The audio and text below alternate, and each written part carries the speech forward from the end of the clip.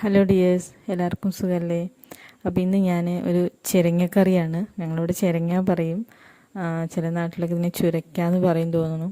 അപ്പോൾ എന്തായാലും ഇന്ന് അതുകൊണ്ടൊരു നാടൻ കറി, നല്ല ടേസ്റ്റിയാണ്. നമുക്കിത് മസാലക്കറിയായിട്ട് അങ്ങനെയും വെക്കാറുണ്ട്. അപ്പോൾ ഇന്ന് നമ്മൾ സാധാ രീതിയിൽ നമുക്കിത് എങ്ങനെ പെട്ടെന്നൊരു കറിയാക്കി എടുക്കാം, നല്ല ടേസ്റ്റി ആയിട്ട് എങ്ങനെ എടുക്കാം എന്നുള്ളതാണ് നോക്കുന്നത്. അപ്പോൾ ഈ ചിരങ്ങ നമ്മുടെ വീട്ടിൽ തന്നെ ഉണ്ടായതാണ്. അപ്പോൾ അത് കട്ട് ചെയ്തപ്പോഴാണ് അറിയണത് കുരുവൊന്നും അധികം മൂക്കാത്ത അങ്ങനെയാണ്. അപ്പം അമ്മ പറഞ്ഞു ഇത് ഒന്നുകൂടി വലുതാവുമായിരുന്നു. പക്ഷേ എനിക്ക് തോന്നുന്നു ഈ ചിരങ്ങ നമ്മൾ ഓലൻ ഉണ്ടാക്കുമ്പോഴും അതുപോലെ കറി ഉണ്ടാക്കുമ്പോഴൊക്കെ അല്ലാതെ മൂക്കാതെ ഒന്ന് ഇളയതാണ് ഒന്നുകൂടി ടേസ്റ്റി ആയിട്ടുള്ളത് എന്നുള്ളതാണ്. അപ്പോൾ എന്തായാലും ഇതിന് ഞാൻ ഉള്ളിലൊന്നും ചെയ്യുന്നൊന്നുമില്ല, നേരിട്ട് നമ്മളത് കട്ട് ചെയ്തിടുകയാണ്. കുരുവൊന്നും കളഞ്ഞിട്ടൊന്നുമില്ല. അപ്പോൾ ഈ ഒരു സൈസിൽ നമ്മൾ അരിഞ്ഞെടുത്തിട്ടുണ്ട്. അപ്പോൾ നമ്മൾ കുക്കറിലേക്ക് ഇട്ട് കൊടുക്കുക. നമ്മൾ കലത്തിലാണ് വയ്ക്കുന്നതെങ്കിൽ അങ്ങനെ ചെയ്യാം. അപ്പോൾ കുക്കറിലാകുമ്പോൾ നമുക്ക് പെട്ടെന്ന് ഇതായി കിട്ടും. അപ്പോൾ നമ്മൾ ഇട്ട് കൊടുത്തിട്ടുണ്ട്. പിന്നെ ഒരു 1.5 സ്പൂണ് മഞ്ഞൾപ്പൊടി ചേർത്ത് കൊടുത്തിട്ടുണ്ട്. പിന്നെ ഒരു 3 സ്പൂണോളം മല്ലിപ്പൊടി. അപ്പോൾ നമ്മൾ ഇത് സാധാരണ ഇത് മല്ലിപ്പൊടി ചേർത്തിട്ടാണ് സാധാരണ ഇവിടെ വെക്കാറുള്ളത്. അപ്പോൾ 3 സ്പൂൺ നമ്മൾ ഇട്ട് കൊടുത്തിട്ടുണ്ട്. പിന്നെ ഒരു 1/2 സ്പൂൺ നമ്മുടെ എരിവിനനുസരിച്ചിട്ട് മുളക് പൊടി ചേർത്ത് കൊടുക്കാം. പിന്നെ ആവശ്യത്തിനുള്ള ഉപ്പും ചേർത്ത് കൊടുക്കാം.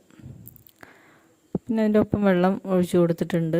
അപ്പം നമുക്ക് കറിയായിട്ട് ഉണ്ടാക്കാനുള്ളത് കൊണ്ട് തന്നെ നമ്മൾ ഇതിൻ്റെ കൂടെ തന്നെ കുറച്ച് വെള്ളം ഒരു വേവേണ്ട രീതിയിൽ നമ്മൾ ഒഴിച്ചു കൊടുക്കുക. ഞാൻ ഏതാണ്ട് അതിൻ്റെ ഒപ്പം തന്നെ ഒഴിച്ചു കൊടുത്തിട്ടുണ്ട്. നമ്മുടെ ആ പീസിൻ്റെ കഷ്ണങ്ങളുടെ ആ ഒരു സൈസിനനുസരിച്ച് നമ്മളതിലേക്ക് വെള്ളം ഒഴിച്ച് കൊടുത്തിട്ടുണ്ട്. നന്നായിട്ടൊന്ന് ഇളക്കുക. നമ്മളത് വേവിക്കാനായിട്ട് വയ്ക്കുക. ഒരു 2 വിസിലൊക്കെ വന്നാൽ മതിയാവും. പിന്നെ നമ്മൾ തേങ്ങ, അതിലേക്കുള്ള അരപ്പ് തയ്യാറാക്കാനായിട്ട് തേങ്ങ നമ്മൾ പച്ചത്തേങ്ങ നേരിട്ട് എടുക്കുകയാണ് ചെയ്തിട്ടുള്ളത്. സാധാരണ ചിലപ്പോൾ ഇത് വറുത്തരയ്ക്കാനും അതും ടേസ്റ്റിയാണ്. പിന്നെ നമ്മൾ നേരിട്ട് പച്ചത്തേങ്ങ തന്നെയാണ് അരച്ചിട്ടുള്ളത്. ഒരു 2-3 ചെറിയ ഉള്ളി ചേർത്ത് കൊടുത്തിട്ടുണ്ട്. പിന്നെ കുറച്ച് ജീരകവും ഇതിലേക്ക് ചേർത്ത് കൊടുക്കുക. ജീരകം ചേർത്ത് കഴിഞ്ഞാൽ ഒന്നുകൂടി ആ ഒരു ഫ്ലേവർ നമുക്ക് ആ ഒരു കറിയിൽ കിട്ടും. അതും ടേസ്റ്റിയാണ്. നന്നായിട്ട് അരച്ചെടുക്കുക. അപ്പോൾ ഒരു 2 വിസിലോളം ഞാൻ എടുത്തിട്ടുണ്ട്. അപ്പോൾ അത് ഇളയതായതുകൊണ്ട് തന്നെ നന്നായിട്ട് വെന്ത് കിട്ടിയിട്ടുണ്ട്. ഇനി നമുക്കിതിലേക്ക് വെള്ളം ഒന്ന് തിളപ്പിച്ച് വേണമെങ്കിൽ ഒന്ന് വറ്റിച്ചെടുക്കാം. അതിനുശേഷം നമ്മുടെ അരപ്പ് ഇതിലേക്ക് ഒഴിച്ചു കൊടുക്കുക.